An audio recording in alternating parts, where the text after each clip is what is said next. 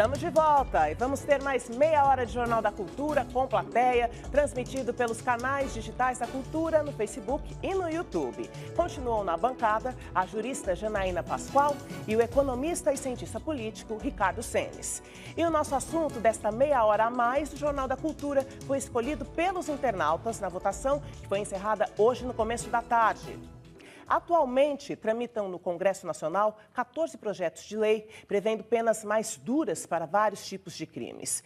Essas medidas têm apoio popular, mas são questionáveis quanto à sua eficiência. Uma das principais alterações é o aumento da pena máxima de prisão de 30 para 40 anos. O texto também passa para a competência da Justiça Federal crimes cometidos por milícias e de porte ou uso de armas restritas. O anteprojeto, elaborado pela Comissão de Juristas, foi entregue ontem pelo ministro Alexandre de Moraes, do Supremo Tribunal Federal, aos presidentes do Senado, Eunício Oliveira, e da Câmara, Rodrigo Maia. Uma comissão de deputados e senadores vai ser formada para analisar a proposta. Você diminuir o fenômeno da criminalidade em números, ter uma maior sensação de vivência nas grandes cidades, ou simplesmente mostrar novas leis com penas maiores, né? Claro que o segundo é mais fácil para os governantes, então eles insistem nesse erro. Nós não podemos instituir pena de morte, nós não podemos instituir prisão perpétua, pelo menos para os delitos mais graves, penas maiores. Pelo menos 14 projetos que tramitam no Congresso querem endurecer a atual legislação criminal. Entre as propostas estão o aumento de penas para quem portar droga para consumo pessoal e para o tráfico de crack, e a restrição da progressão de regime penal para condenados por tráfico de drogas, mesmo no caso de réus primários. Eu acho que no Brasil as leis são muito pouco severas, né? Então eu acho que inibiria sim. O crime vai continuar acontecendo, independente de aumentar a penalidade ou não. Desde 1990, com a lei que definiu os crimes hediondos, o Brasil vem apostando no aumento das punições e na definição de novos crimes para combater a violência. Casos de estupro coletivo agora são punidos com mais rigor e o homicídio qualificado passou a ser considerado crime hediondo. Países como os Estados Unidos, né, que é o campeão mundial do encarceramento, hoje revertendo essas práticas nos últimos 10 anos, com a população carcerária diminuindo. Eles percebem que o fenômeno da criminalidade é muito mais ligado com questões de desigualdade que não são solucionadas, pelo contrário, são agravadas com o encarceramento.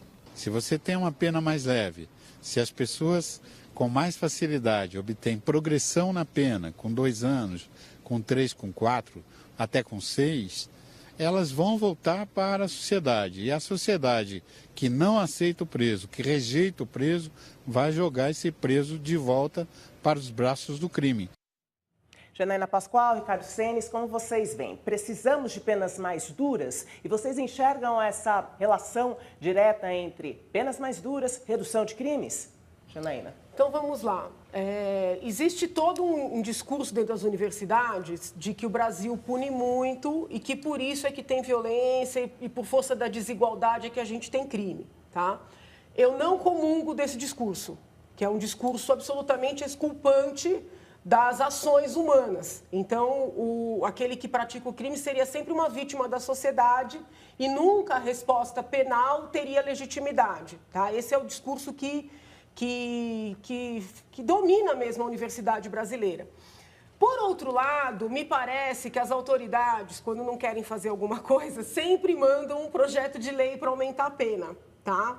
Então, a verdade é a seguinte, nós temos boas leis, a nossa legislação é boa, mas ela precisa ser aplicada.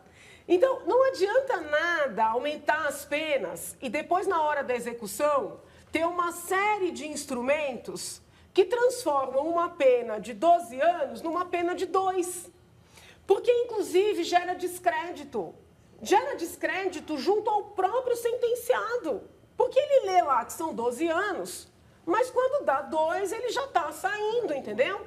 Porque tem a progressão, tem o LC, tem as saídas temporárias, tem a remissão, tem os vários indultos. Então, isso tem...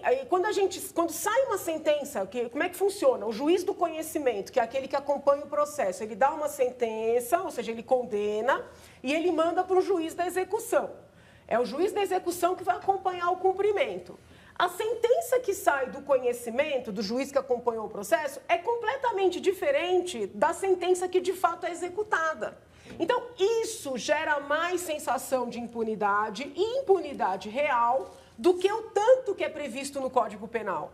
Entendeu? Então, assim, a verdade é a seguinte, pode até mudar, mas se a execução não tiver um outro padrão, né, se a mentalidade dos juízes que saem das universidades, os promotores, não modificar, né, os próprios defensores, não vai adiantar muita coisa. E outra, o político brasileiro fala muito em investir em presídios, ou seja, construção de presídios. Nós precisamos, mas tem que investir nos presídios. Porque o cidadão fica ali, a hora que ele sai absolutamente despreparado. Geralmente não tem outro caminho senão praticar um novo crime. Então, trabalhar nos presídios teria maior efetividade do que aumentar a pena. Senes. Olha, José, eu acho que essa talvez seja... Eu sou muito otimista com o processo do Brasil, apesar das pessoas em geral não serem. Eu acho que a gente tem avançado e a crise que a gente passa hoje é parte desse avanço do país. Agora, a pior política pública do Brasil, desde a Constituição para cá, mas de longe, eu acho que é a de segurança pública no Brasil. Se tem uma política pública que a gente andou para trás, chama-se política de segurança pública no Brasil. E aí vem essas teses malucas de achar que tem que aumentar, botar pena de morte, que isso vai resolver. Né? É de um populismo esse tipo de proposta, né? E já está, de alguma maneira, tão superado, né, na discussão. A gente tem um problema na polícia, crônico na polícia brasileira. Ela não investiga, ela não tem área de inteligência estruturada, né? Tem esses dados que 3% dos assassinatos são realmente investigações que chegam até o fim, os outros 97% não são investigados. Quando você pega pessoas para prender, em geral é a ponta do crime. Jamais se consegue ter um processo de inteligência que vai na cúpula e prende a cúpula e mata, e sufoca a cúpula, né? Quem faz a questão do dinheiro, né? A lavagem do dinheiro, quem faz a logística internacional do tráfico, pega o sujeitinho na ponta e fica buscando mais, né? Você vê hoje na campanha eleitoral agora para presidente, isso vai ser um tema. E você tem um dos candidatos que está propondo armar as pessoas para que a guerra com relação a esse tipo de crime se vá para as ruas. Quer dizer, eu acho que é o ponto mais paradoxal do nosso processo democrático essa questão. Em vez de investir em inteligência na política da polícia, se quer se investir em reforçar o armamento do sujeito que vai subir o morro. Cara, quando eu vejo a polícia subindo o morro no Rio, a minha percepção é o seguinte, já perdeu a guerra. Se o Estado tem que chegar no mesmo nível do bandido, usar com a mesma arma, você já perdeu a guerra. É óbvio que você perdeu a guerra. E aí tem pessoas querendo escalar isso. Não me parece que isso faz sentido. E a outra questão é a judiciária. Eu acho que um dos pontos é essa questão do judiciário. O judiciário é parte do problema. Quando você tem um crime que demora 15, 20 anos para ser julgado, né? O caso clássico é do Pimenta, o jornalista que matou a namorada. E o sujeito ficou quase 20 anos para ser preso. Pronto. Aí achar que o problema é na ponta, só do policial, o judiciário está tratando muito mal dessa questão. Daí a importância dessa decisão do Supremo, né, possibilitando a prisão logo após o julgamento em segunda instância. Eu também acho favorável. Porque a esmagadora maioria dos processados e condenados, né, no Brasil, eles são presos logo na primeira instância. Não raras vezes durante o processo. Agora, esses mais, vamos dizer assim, favorecidos, não é só de dinheiro, tá? Porque muitas vezes o que vale é o poder. Esses não são alcançados nunca. E aí são recursos que, inclusive, não tem nem previsão legal, que, vamos falar a verdade, sequer tem previsão legal, que muitas vezes são até acolhidos. Então, essa decisão do Supremo, possibilitando a prisão depois da segunda instância, ela foi um grande avanço, né? Um grande avanço para fins de enfrentar a impunidade. E eu acho que é muito importante deixar claro que quando a gente combate a impunidade em cima, nós estamos trabalhando também para combater a impunidade embaixo. Claro. Sua pergunta, seu nome? Boa noite, Joyce. Meu nome é Edis. Noite. Minha pergunta para os entrevistados seria em relação a essa questão do desarmamento. Eu sei que o tema da violência é muito complexo. Né? Para mim, também, eu tenho a opinião que não se resolve simplesmente com o aumento da pena. Mas, sendo um pouquinho uma pergunta um pouco direta aos entrevistados e um comentário não sendo esse um fator que vai reduzir a questão da violência. objetivamente, qual seria uma opinião deles de um assunto que seria uma tomada imediata dos políticos, parlamentares, para reduzir essa violência no curto prazo?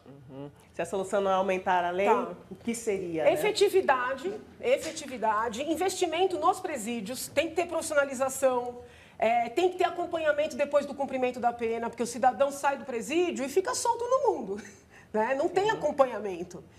Quando você tem crimes praticados por força da drogadição, que são muitos, né? Os intelectuais brasileiros não gostam que a gente fala isso, porque existe um endeusamento da droga no Brasil. Quando tem crime praticado por força da drogadição, o tratamento dessa drogadição dentro dos presídios seria uma necessidade, né? É algo que ninguém gosta de ouvir falar, porque, em regra, o intelectual quer liberar a droga e fechar a prisão. Então, quando a gente vai buscar caminhos para a efetividade, o diálogo fica inviabilizado. Com relação à questão das armas, alguns projetos que estão em andamento no Congresso me parecem exagerados, porque possibilitam armas, inclusive, para pessoas muito jovens, abrem mão de alguns critérios, né, para poder conceder a posse e até o porte. Porém, em 2005, 2003, no começo dos anos 2000, quando teve o referendo, eu votei não para o referendo do desarmamento. Não tenho, assim, esse pensamento de que armar soluciona, mas tenho a convicção de que essa bandeira do desarmamento como solução, ela é muito mais ideológica do que de eficácia prática. Tá? Porque eu posso até explicar dados mais precisos disso, mas eu não acho que seja um assunto que nós possamos colocar em extremos. Arma todo mundo e resolve, desarma todo mundo e resolve. Tá? Me parece que tem que haver uma revisão da política atual, né? Não me parece que essa restrição absoluta que aconteceu no nosso país tenha sido boa. Senes. A minha opinião é que, infelizmente, não tem uma solução no curto prazo. Assim, o problema foi muito longe, né? Não tem, seria alguém que oferece uma solução de curto prazo, do meu modo de ver, desconfie, porque o problema é estrutural, né? As polícias, na média no Brasil, funcionam muito mal. Se você não tiver um policiamento funcionando minimamente bem, não tem solução na ponta. Você pode armar mais o cara, ou você pode aumentar a pena. Não vai resolver. Infelizmente, a gente tem que parar nessa política pública e rever os princípios que nos orientaram desde o começo. Ter duas polícias faz sentido? Né? Talvez ampliar o papel da Polícia Federal em alguns casos, como está acontecendo agora na questão de corrupção, crime organizado, etc. Melhorar o policiamento de fronteira, talvez o Exército com alguma função na fronteira. Né? A gente vai ter que repensar isso, porque a falência é muito grande. Quando você chega e vê de perto o que está acontecendo no Rio de Janeiro, o Rio de Janeiro é uma falência não só da polícia. A intervenção militar nas forças de segurança se deu porque chegou-se à conclusão que não é só a polícia civil e militar no Rio que está podre. É a Procuradoria, até todo o Ministério Público, o Judiciário que está conectado com esse pessoal. Bom, quando você chega nesse ponto, você fala, bom, e militar não adianta fazer intervenção. Ali, obviamente, é temporário, é só uma solução emergencial, é UTI. Mas aí a questão é o seguinte, existem muitos estudos nos últimos anos, que combinam economista, pessoa do direito, sociólogo, que estão fazendo análises comparativas de soluções muito inteligentes no resto do mundo. Não é problema de recurso. Né? Nós estamos falando de uma organização que a gente tem que admitir que a gente começou errado e a gente tem que farsa. E aí não tem solução, infelizmente não tem solução no curto prazo. Os que defendem o aumento das penas acreditam que isso terá um efeito inibidor na pessoa que está pensando em cometer um crime. O repórter Rodrigo Piscitelli está com o psiquiatra forense Luiz Carlos Agex. Boa noite, Rodrigo. Boa noite, Joyce. Boa noite a todos. Doutor Luiz, penas mais duras podem inibir a criminalidade? O bandido vai ficar com medo de praticar um crime? Boa noite. Boa noite.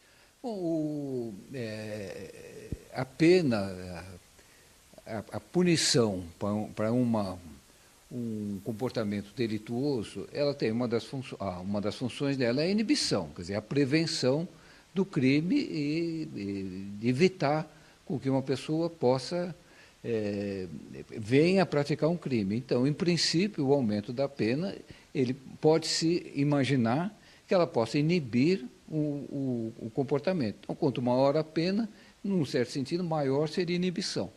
Agora, não pode esquecer que o comportamento criminoso ele é multifatorial. Quer dizer, existem inúmeros fatores, né, uma série de fatores, dependendo do caso, dependendo do crime, que estão presentes e que levam ao comportamento criminoso. Dependendo do tipo de crime, eu acredito que o aumento da pena pouco vai influir. Não é? Digamos que contra o crime organizado, contra o tráfico de drogas, quanto aos grandes assaltantes de banco, eu penso que não vai mudar nada. Quer seja 20 anos ou 25 anos de prisão, isso pouco alterar. Agora, talvez algum outro tipo de infração, de delitos, menos multifatoriais, em que tenham um número menor de fatores que iriam determinar o comportamento delinquente, um aumento, um susto maior contra as consequências do ato, pode sim trazer algum efeito benéfico. Mas eu acredito que marginal. Na grande maioria dos casos, esse aumento de pena não iria trazer uma diminuição da criminalidade na nossa sociedade. Muito obrigado. Eu volto ao estúdio com você, Joyce. Obrigada, Rodrigo. Vocês concordam com a colocação do psiquiatra, nosso entrevistado? Então, por exemplo, a nossa lei de drogas, eu acho que ela é boa. A nossa lei de drogas, ela trata da questão daquele que porta para uso próprio, prevê medidas, né, penas que não são privativas de liberdade, prevê o uso compartilhado, que foi uma novidade dessa lei, né, que é aquela pessoa que é usuário e divide com um colega, tem uma pena um pouco maior, né, uma pena já privativa, mas é menor do que a do traficante. Tem a pena do traficante, diferencia o traficante primário daquele que não é primário, né? Você pode ter uma pena que vai até 15 anos, você tem associação para o tráfico. Então, assim, não é dizer que não tem punição. Agora, é uma lei que não saiu do papel nas questões positivas, como, por exemplo, o tratamento. Existem experiências no mundo mostrando que a pessoa que comete um crime por força da droga, quando eu digo força da droga, não é porque ela está no efeito da droga e vai cometer o crime, mas para comprar a droga também.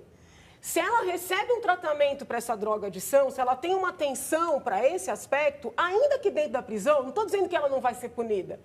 Isso tem efeitos para uma não reincidência. Agora, são temas tabu entre os formadores de opinião. Porque os formadores de opinião, em regra, são extremistas, né?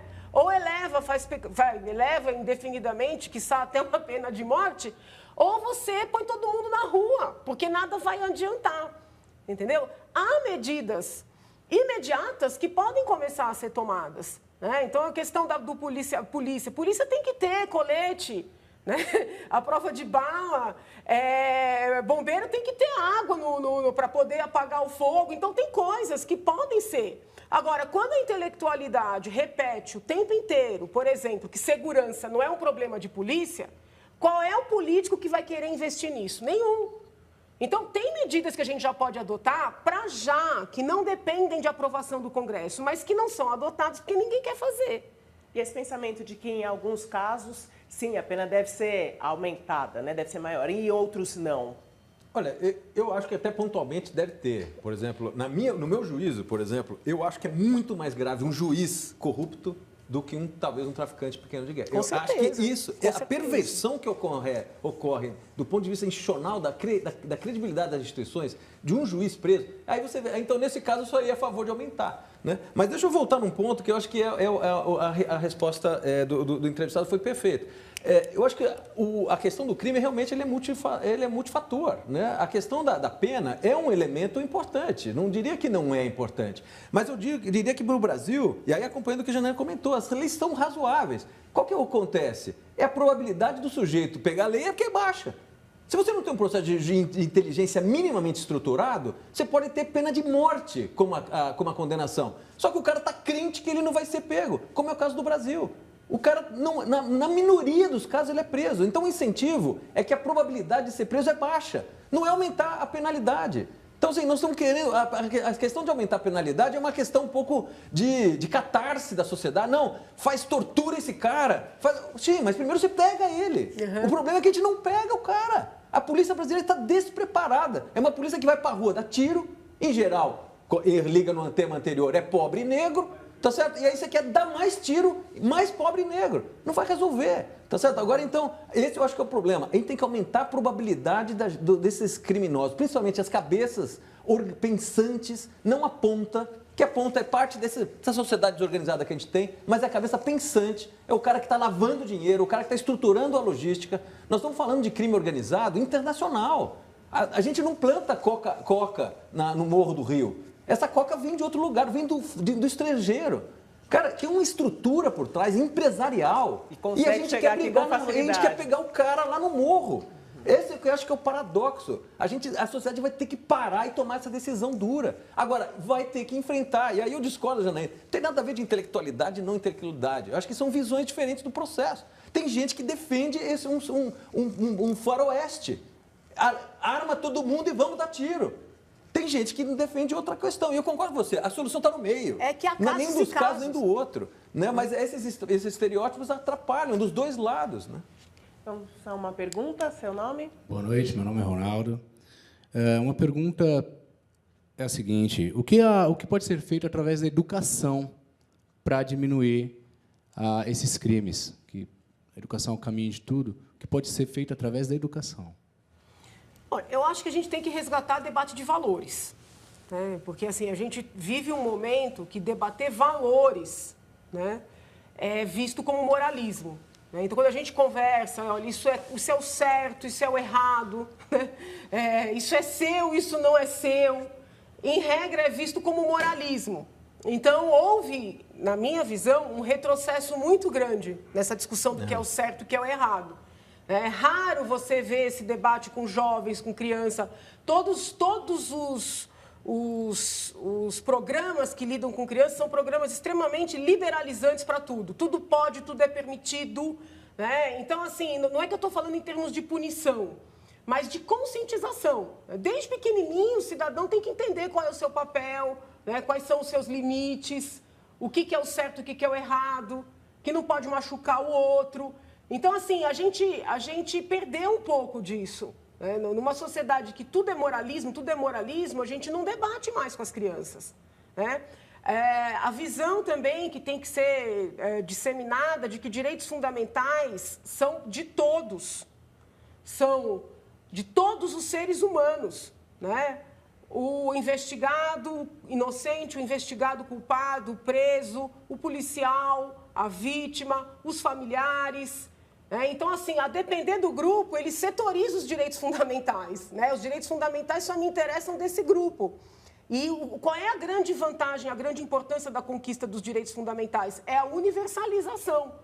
Então, acho que são questões que não são mais debatidas com jovens, né? Tudo é muito liberalizante. E tanta liberalização, não estou falando de liberdade é bom, mas tanta liberalização não está dando certo, a gente tem que rever isso. Sênis. Eu acho que educação aí vai no ponto contrário, né, da pergunta do Edis. É a resposta de longo prazo. Mas eu diria que, talvez pensando alguma coisa no meio, entre o longo e o curto prazo, eu tenho participado de algumas discussões aí sobre o plano de governo, etc. Eu acho que a educação teria um papel, se a gente fizesse no país um processo de radical, uma revolução, na verdade, com o recurso que a gente tem, para de investir em pré-sal, que não precisa de dinheiro público para isso, etc., e faz um projeto educacional do Brasil, por exemplo, de escola integral, que eu acho que não é caro, não é nada de ciência sofisticada, nós estamos falando de coisa que a gente sabe fazer, a tecnologia dominada. O que a gente tem que fazer? Uma condição, através da escola, meu modo de ver, porque é o jovem, eu pararia, numa situação que o Brasil tem, eu pararia de investir em adulto, tá certo? A gente tem que salvar a próxima geração. Então, eu diria o seguinte, se a gente tivesse uma capacidade, e não é de novo, não estamos falando de milhões, bilhões, estamos falando de coisa que a gente, aliás, é de bilhões, mas para um país como o Brasil não é trilhão, é bilhão, é coisa muito factível. Eu colocaria uma prioridade do Brasil, escola básica integral. E aí a gente coloca esses moleques para educar e sociabilizar no ponto de vista do que é o convívio, expor a esporte, expor a cultura e tirar da rua e mostrar para esses caras que é possível um mundo diferente. E que eles são parte desse mundo. Então, eu acho que a Carta da Educação entraria, no meu modo de ver, numa política radical da gente assumir que a próxima geração a gente não vai perder. A gente Posso falar perdeu sobre essa. isso? Pode, rapidinho. Essa questão da escola integral, ela tem impacto na segurança por vários fatores, né? O que você está dizendo é assim, vai educar essas crianças e futuramente elas terão condições, né? E agora já tira da rua. Mas você tem também esse fator, porque você tira essa criança que está na rua e pode ser cooptada pelo crime e pode ser vítima do crime. Claro. Entendeu? Você dá tranquilidade para essa mãe, que muitas vezes tem que trabalhar, ou na maior parte das vezes, e não tem quem cuide da criança, né? A gente tem mesmo essa carência. Então, seria uma política que teria impacto em várias searas, né? Então, me parece perfeito. Sua pergunta, seu nome? Boa noite, Joyce. Boa noite. Meu nome é Kleber. Bom, a minha dúvida é porque a gente percebe principalmente aqui no Brasil, que quando você tem acesso ao advogado, uma pessoa que consegue dar uma diretriz ali para o seu delito, vamos dizer assim, você tem uma pena, às vezes, diminuída ou aumentada, dependendo da forma que você lida com isso, né?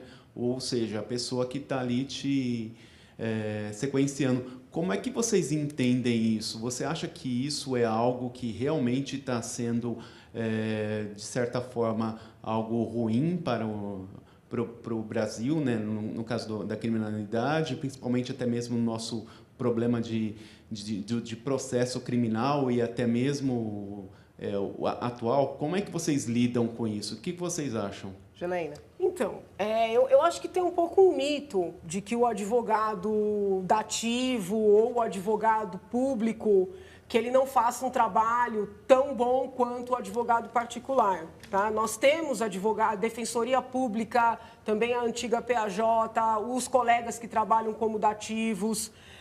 Eu não acho que hoje o nosso problema esteja numa questão do pagar ou não pagar, tá? O acusado pobre e o acusado rico. O que nós temos, eu tenho falado isso em aula, é uma categoria que é o acusado com poder, diferente do rico, né? As pessoas falam muito de criminalidade econômica, equiparando, né, aquela pessoa que tem condições. Mas a gente já não tem mais uma criminalidade econômica, a gente tem uma criminalidade de poder. Essa criminalidade de poder consegue coisas que ninguém consegue. Consegue provimento de recursos que sequer existem. Então, assim, é importante que a população entenda isso. Às vezes, dentro da própria faculdade, é difícil dos alunos compreenderem. A gente tem uma grande pirâmide, né? Tem aqui o que seria a criminalidade de massa, que é dessa que a gente vem falando até agora. Tem o que seria a criminalidade econômica, que entra, inclusive, aquele pequeno empresário, médio empresário, que não consegue pagar os tributos porque tem os direitos trabalhistas, tem os encargos sociais e ele está fazendo um empréstimo, mas ele vai ser autuado, vai ter processo crime porque está tipificado. Não estou falando do fraudador deliberado, estou falando daquele que está se esforçando, que muitas vezes tem condição de pagar um advogado e é colocado no bojo da criminalidade econômica. Não é dessa criminalidade que a gente está falando, essa sensação da impunidade, é o que está aqui no topo. É a criminalidade de poder. Né? É o sujeito que ou tem cargo público ou é empresário, amigo de quem tem cargo público, e aí vira uma potência não pela sua capacidade, mas pela sua amizade. E para ele, a justiça não chega. Está chegando agora, espero que continue, mas normalmente não chega. Para a gente concluir, Senes. Olha, quando eu vejo índices, como por exemplo, de 40% dos presos atualmente não têm ainda um julgamento, não estão uma condenação, nem de primeira instância, eu acho que é um pouco o que a gente está dizendo, né? Você tem, infelizmente, uma parcela da população, e não precisamos dizer qual é, obviamente é a mais pobre e, em geral, negra, que não tem um tratamento diferenciado.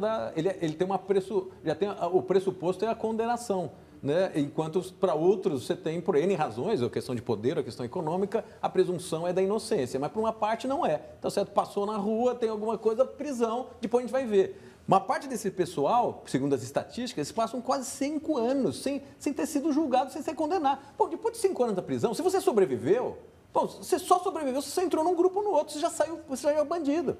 Tá certo? Por bem ou por mal, para sobreviver. Tá certo? Sua família já tem que sobreviver. Você não está condenado, você não tem nenhum salário do preso.